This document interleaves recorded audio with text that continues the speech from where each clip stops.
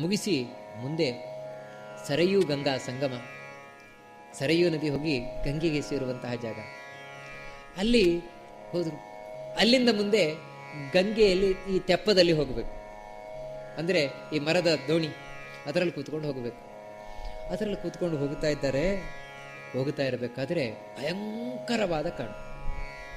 ಎಂಥ ಕಾಡು ಅಂತ ಹೇಳಿದ್ರೆ ಕಾಲುಗಳು ಇಡ್ಲಿಕ್ಕಾಗಲ್ಲ. ಅದನ್ನು ನೋಡಿದರೆ ಏನು ಸ್ಪಷ್ಟ ಆಗ್ತದೆ ಅಂದರೆ ಇಲ್ಲಿ ಒಂದು ನರಹುಳವೂ ಇಲ್ಲ, ಒಂದು ಪ್ರಾಣಿ ಇಲ್ಲ, ಎಂಥದೂ ಇಲ್ಲ, ಒಬ್ಬ ಮನುಷ್ಯ ಇಲ್ಲ ಖಂಡಿತ ಅಂತ. ಅಷ್ಟಲ್ಲದೆ ಭಯಂಕರ ಶಬ್ದ ಬೇರೆ ಆ ಕಾಡಲ್ಲಿ. ರಾಮಚಂದ್ರ ಕೇಳ್ತಾನೆ ವಿಶ್ವಾಮಿತ್ರರ ಹತ್ರ, ಗುರುಗಳೇ ಏನಿಲ್ಲಿ ಇಂಥ ಒಂದು ಭಯಂಕರವಾದ ವಾತಾವರಣ ಇದೆಯಲ್ವ, ಯಾಕೆ ಈ ರೀತಿ ಇದೆ ಅಂತ. ಅದಕ್ಕೆ ಹೇಳ್ತಾರೆ ವಿಶ್ವಾಮಿತ್ರರು, ನೋಡು ರಾಮಚಂದ್ರ, ಒಂದು ಕಾಲದಲ್ಲಿ ಇದು 2 ರಾಜ್ಯ ಆಗಿತ್ತು ಈ ಜಾಗ. ಮಲಯ, ಕರುಷ ಅಂತ 2 ರಾಜ್ಯಗಳಾಗಿದೆ, ಈ ದೊಡ್ಡ ರಾಜ್ಯ. ಆದರೆ ಇವತ್ತೇನಾಗಿದೆ ಅಂದರೆ ಗೋಂಡಾರಣ್ಯ. ಯಾರು ಮಾಡಿದ್ದು ಅಂದರೆ ಒಬ್ಳು ರಾಕ್ಷಸಿ, ಅವಳೇ ತಾಟಕಿ.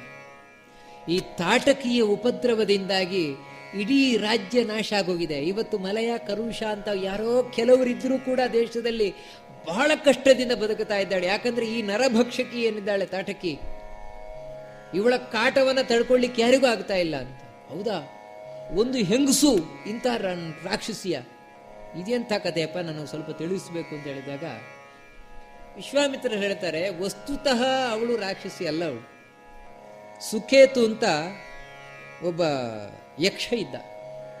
ಆ ಯಕ್ಷನಿಗೆ ಮಕ್ಕಳಿರಲಿಲ್ಲ. ಅದಕ್ಕಾಗಿ ಚತುರ್ಮುಖ ಬ್ರಹ್ಮನನ್ನ ಕುರಿತು ತಪಸ್ಸು ಮಾಡಿ ತಾನು ಕೇಳಿದ, ನನಗೆ ಒಳ್ಳೆ ಬಲಿಷ್ಠನಾದಂತಹ ಒಂದು ಸಂತಾನ ಬೇಕು. ತಥಾಸ್ತು ಅಂತ ಚತುರ್ಮುಖ ಬ್ರಹ್ಮ ಹೇಳಿದ. ಅದು ಎಂಥದ್ದು ಕೇಳಿದ ಅಂದ್ರೆ 10,000 ಆನೆಯ ಬಲವುಳ್ಳಂತಹ ಒಂದು ಸಂತಾನ ಬೇಕು ಅಂತ. ಸಂತಾನ ಅಂದ್ರೆ ಅವನ ಅರ್ಥ ಏನಂದ್ರೆ ಗಂಡು ಮಗು ಬೇಕು ಅಂತಾನೆ ತಾನೆ. ಅದು ಸಂತಾನ ಅಂದ್ರೆ 2 ಆಗ್ಬೋದು. ಇವನೇನು ಅಂತ ಹೇಳಿದ್ರೆ ಪಡೆದದ್ದು ಹೆಣ್ಣು ಮಗು ಸುಕೇತು.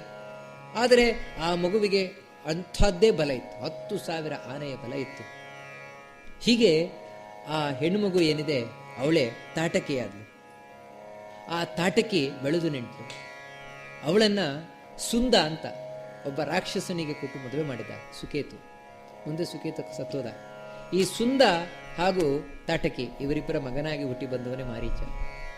ಒಮ್ಮೆ ಅಗಸ್ತ್ಯರು ಅಲ್ಲಿಗೆ ಬಂದಿದ್ರಂತೆ, ಕಾಡಿಗೆ ಬಂದಾಗ ಈ ತಾಟಕಿ ಮಗನಾದ ಮಾರೀಚನಿಂದ ಸಹಿತಳಾಗಿ ಅಗಸ್ತ್ಯರನ್ನು ನುಂಗ್ಲಿಕ್ಕೆ ಬಂದು, ಅಗಸ್ತ್ಯರಿಗೆ ಕೋಪ ಬಂದು, ಎಲ್ಲ ಇವಳ ನನ್ನನ್ನು ನುಂಗ್ಲಿಕ್ಕೆ ಬರ್ತೀಯಾ ಅಂತ ಹೇಳಿ ಶಾಪ ಕೊಟ್ಟರು. ನೀನು ಬ್ರಹ್ಮರಕ್ಕಸಿಯಾಗಿ ಹೋಗು. ಅವತ್ತಿನಿಂದ ಅವಳು ರಾಕ್ಷಸಿಯಾದ್ದು ಅಂತ ಹೇಳ್ತಾರೆ. ಈ ರೀತಿ ಶಾಪದಿಂದಾಗಿ ಇವಳು ರಾಕ್ಷಸಿಯಾದದ್ದು. ಅಷ್ಟು ಮಾತ್ರ ಅಲ್ಲ, ಮಹಾಕ್ರೂರಿ ಇವಳು. ನಿನ್ನಿಂದ ಇವಾಗ ಇವಳ ಸಂಹಾರ ಆಗಬೇಕಾಗಿದೆ ಅಂತ ಹೇಳ್ತಾರೆ. ಬ್ರಹ್ಮನ ವರ ಬೇರೆ ಇವಳಿಗೆ, ಬರೀ ಒಂದು ರಾಕ್ಷಸಿ ಅಲ್ಲ, ಬ್ರಹ್ಮನ ವರದಿಂದ ಅವಧಿ ಹೇಳಿವಳು. ಯಾರಿಗೂ ಇವರು ಕೊಲ್ಲಿಕ್ಕಾಗಲ್ಲ ಅವಳನ್ನು. ಅದಕ್ಕಾಗಿ ನೀನು ಇವಳನ್ನು ಸಂಹಾರ ಮಾಡಬೇಕು ಅಂತ ಹೇಳ್ತಾರೆ. ನಹಿತೇ ಸ್ತ್ರೀವಧ ಕೃತೆ ಘೃಣ ಕಾರ್ಯ ನರೋತ್ತಮ ಚಾತುರ್ವರ್ಣ್ಯ ಹಿತಾರ್ಥಂ ಹಿ ಕರ್ತವ್ಯಂ ರಾಜಸೂನನ.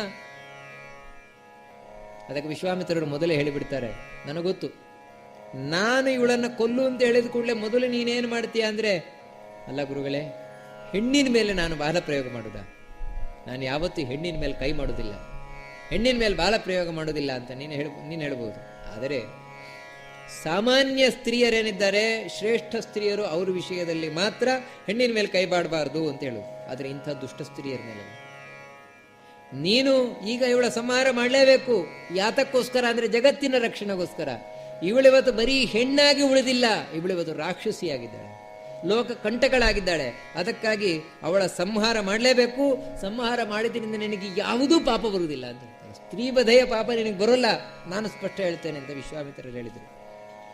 ಆಯ್ತು ಅಂತ ಹೇಳಿದ.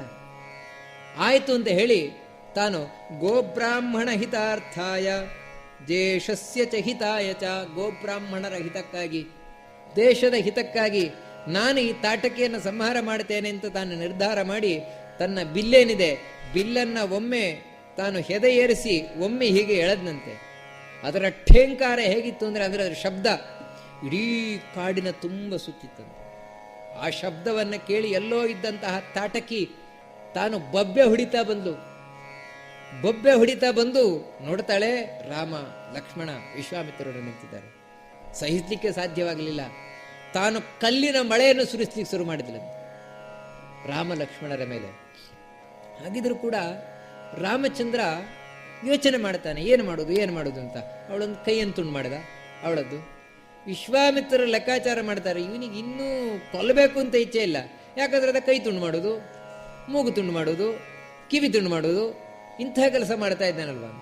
ಕೂಡಲೇ ವಿಶ್ವಾಮಿತ್ರರು ಹೇಳ್ತಾರೆ, ಅಲಂತೆ ಘಣಯ ರಾಮ ಪಾಪೈಷ ದುಷ್ಟಚಾರಿಣಿ ಯಜ್ಞ ವಿಘ್ನಕರಿ ಯಕ್ಷಿ ಪುರಾ ವರ್ಧೇತ ಮಾಯೆಯ. ಸಾಕು, ನಿನ್ನ ಕರುಣೆ ಎಲ್ಲ ಸಾಕು. ಇವಳು ಬರೀ ಹೆಣ್ಣಲ್ಲ, ಇವಳು ಮಹಾಪಾಪಿ, ಇವಳು ಮೊದಲು ಕೊಲ್ಲಿವಳನ್ನ ಅಂತ ಹೇಳ್ತಾರೆ ವಿಶ್ವಾಮಿತ್ರರು. ಯಾಕಂತ ಹೇಳಿದ್ರೆ, ಯಾರ ಬಗ್ಗೆ ಕರುಣೆ ತೋರಿಸ್ತಾ ಇದೆಯಾ? ಯಾರು ಎಲ್ಲ ಯಜ್ಞ ಧ್ವಂಸ ಮಾಡ್ತಾ ಇದ್ದಾಳೋ, ಸಜ್ಜನರನ್ನ ನಾಶ ಮಾಡ್ತಾ ಇದ್ದಾಳೋ ಅವಳನ್ನು ನೀನು ಸುಮ್ಮನೆ ಬಿಡ್ತಾ ಇದೆಯಾ? ನೀನು ಬಿಟ್ಟಷ್ಟು ಕೂಡ ಇವಳು ಅಭಿವೃದ್ಧಿ ಆಗ್ತಾಳೆ, ಬೆಳೆದು ನಿಲ್ತಾಳೆ, ಇಡೀ ಲೋಕ ಕಂಟಕಿ ಆಗ್ತಾಳೆ. ಅದಕ್ಕೆ ಮೊದಲು ಕೊಲ್ಲಿವಳನ್ನ ಅಂತ ತಾವು ಗಟ್ಟಿಯಾಗಿ ಹೇಳಿದ್ರು ವಿಶ್ವಾಮಿತ್ರರು. ರಾಮಚಂದ್ರ ಆಗ ತಾನೊಂದು ಬಾಣವನ್ನು ಹೂಡಿದ, ಅಷ್ಟೇ, ಅಸ್ತ್ರವಲ್ಲ, ಒಂದು ಬಾಣವನ್ನು ತಾಟಕಿಗೆ ಎದೆಗೆ ಗುರಿ ಇಟ್ಟು ಹೊಡೆದ. ತಾಟಕಿಯ ಪ್ರಾಣ ಪಕ್ಷಿ ಹಾರಿ ಹೋಗುತ್ತದೆ. ಯಾವಾಗ ತಾಟಕಿ ಸತ್ತು ಬಿದ್ಲು, ದೇವತೆಗಳು ಕೂಡ ಪುಷ್ಪವೃಷ್ಟಿಯನ್ನು ಮಾಡಿದ್ರು ಅಂತ ಹೇಳ್ತಾರೆ. ಯಾಕಂದ್ರೆ ದೇವತೆಗಳಿಗೂ ಅಸಾಧ್ಯಳಾದವಳು ಇವಳು, ಬ್ರಹ್ಮನ ವರತಾನೆ, ಅದರಿಂದ ಇವಳನ್ನು ಏನು ಮಾಡ್ಲಿಕ್ಕೆ ಆಗ್ತಾ ಇರಲಿಲ್ಲ ದೇವತೆಗಳಿಗೂ ಕೂಡ. ಹೀಗೆ ತಾಟಕಿಯನ್ನು ಸಂಹಾರ ಮಾಡಿ ಆ ಕಾಡನ್ನ ತಾನು ಸಂರಕ್ಷಣೆಯನ್ನ ಮಾಡಿ ಮುಂದೆ ಹೊರಟ.